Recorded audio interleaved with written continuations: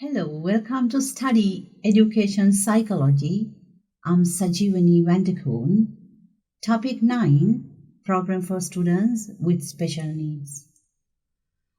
Today's the learning outcome is actually state 3 types of program designed for special needs education students, and also we will learn definition and philosophy for each program, and of course we will learn about the objective for program, and also the models, principles, and also strategies for execution for each type of programs.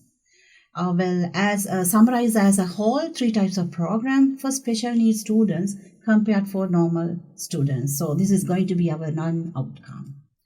If I get the introduction, actually from an individually different perspective, what we have to say is each child is unique. So, and requires guidance for self-development. So, when it is there are children, especially those with special needs, they require special guidance either for long term or short terms, or it depends. The guidance is known as special education, actually, which is education using special design method to fulfill the special needs for children. With various handicaps, like including children with learning problems. If attention is not given, with resulting disappointment. So throughout the life, that's mean for that kind of students, we have to pay enough attention. So we have to give attention for them. And if I talk to you about the inclusive education program, the definition you can get it as the word inclusive originated from English word inclusion, which means actually include. So in general, the inclusive education programs refers to the program. It's according to NIME in 1997. It's offered with the special needs learning together with normal students, actually in the same classroom. And also, school, and also to enjoy all the learning facilities in normal situation, and regardless of the status. That's mean everybody will be in the same classroom and working together, and we will not, regard like them facilitating, in a normal situation, and you will regardless of their status. Including education's philosopher, that's mean education for all. Inclusion education offers children with special needs to learn with normal students in the same classroom. So that's mean we will be allowing that kind of students also to sit in the same classroom, and also they will be educating themselves also in the same school. And so in general, the objective with inclusive education is actually to provide opportunities. So that's when you will be give them opportunities for the student, special need children, to receive teaching, and also taking part in activity schools with normal students. That's mean even that students, even the normal students, the special needs and the normal students, we will put them together in the same classroom, and also both the parties would do same thing. So this is the way we would be doing. And you can see, look at this one, you can see actually inclusive education objectives. Here the first one we can say all the students can learn, and individual in nature, and the other one is product based, and also appreciation for all. Then cross curriculum, and also it's active learning. It's like active, not passive. Everybody will be participating. A variety of evaluation design, so you will evaluate them, like you will be having variety. Also the teaching strategy based on learning research, like that you will be using teaching strategies, like, and also inculcate increased performance through child-centered. It's going to be child-centered. And also children with special education, these children, give education through 3 types of program. So we can take one as a special education school, and also the other one that is like in a separate. The other one is special merged classroom put together, and also like inclusive education classroom. So these are the 3 types of programs that we can offer. Principles and strategies, inclusive education program execution, it is like effective leadership from committed school administration to fulfill the needs of learning for all students. And also confidence in teachers that they are able to help all the children.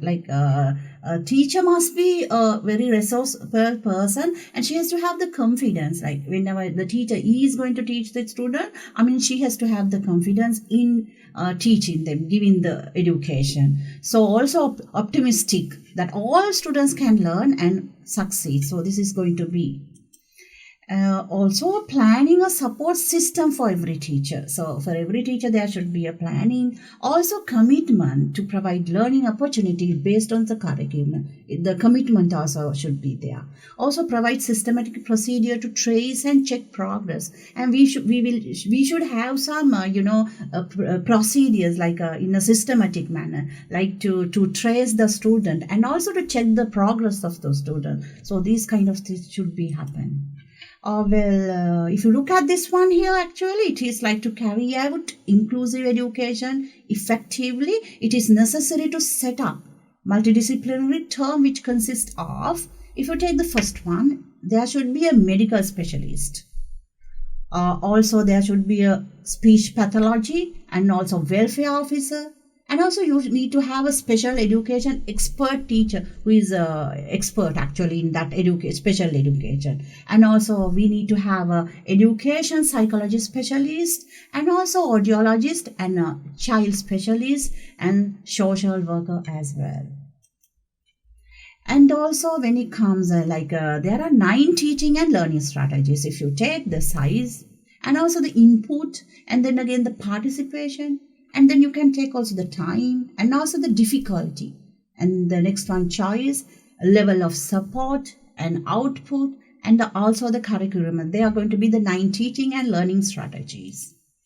According to the Shafrift in 1983, Remedial and Enrichment Education Program, it says a special action to solve students' education needs that are facing learning difficult in special classroom in enormous school at the center, specialist attendance by students on a part-time basis in groups separated from normal school or classroom for a specific teaching by remedial teachers. So this is how, according to him, the Remedial and Enrichment Education Program.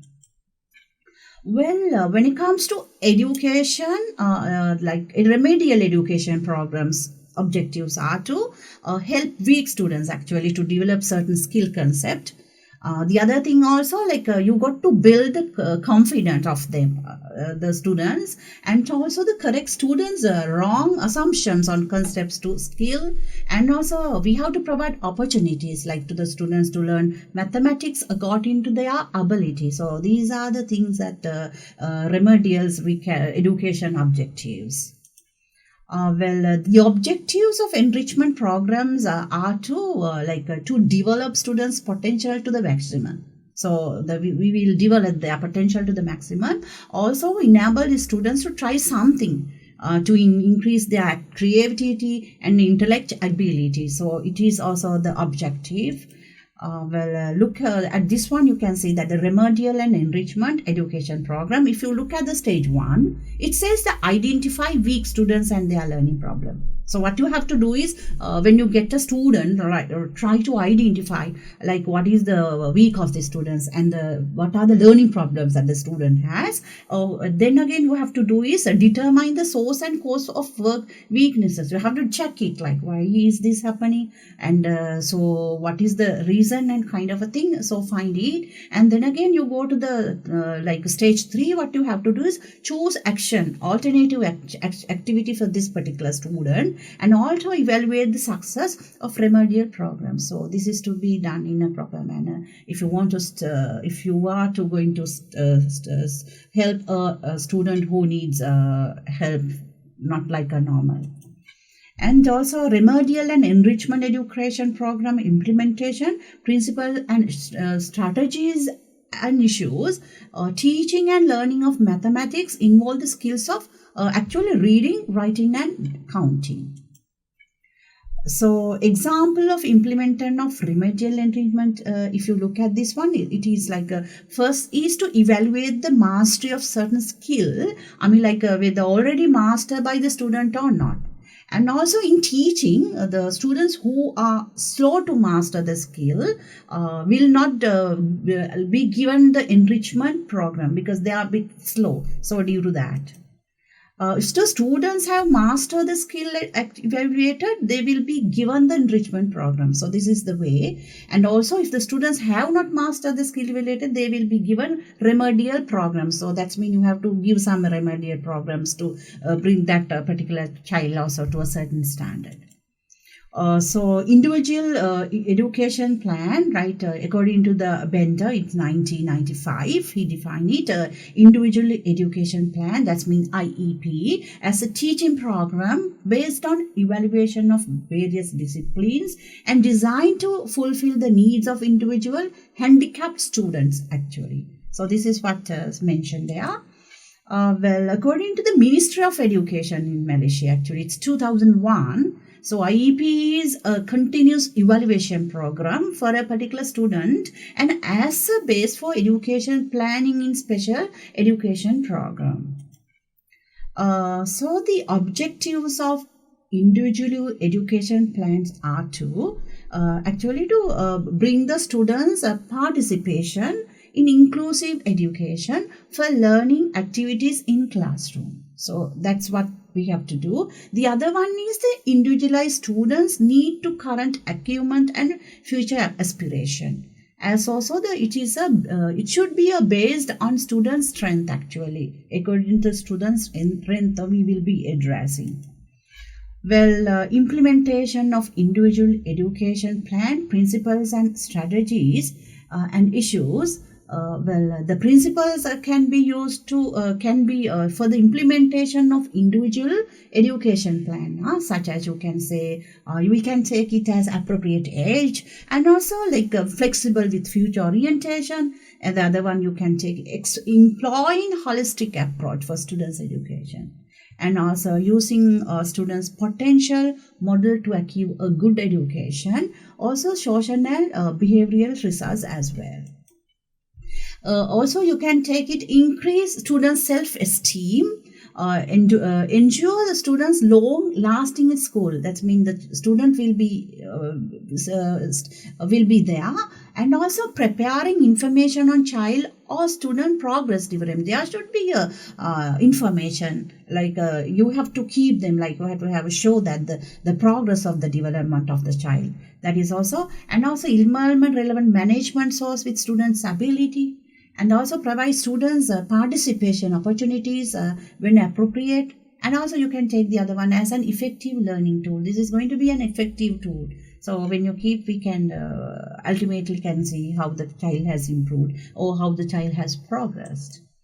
For the implementation of individual education plan, it is important and actually a panel of comprising it should be a panel actually. Like you need to have a headmaster as the chairman, and also there should be the class teacher, and apart from the class teacher, you will have the special subject teacher, as well as the special teacher, also the parents. They all should be there. They all as a group, they should be able to address that particular child, the requirements, and to bring the child to the normal situation. So I believe you got some knowledge regarding this today, and hope you enjoy this, and thank you so much.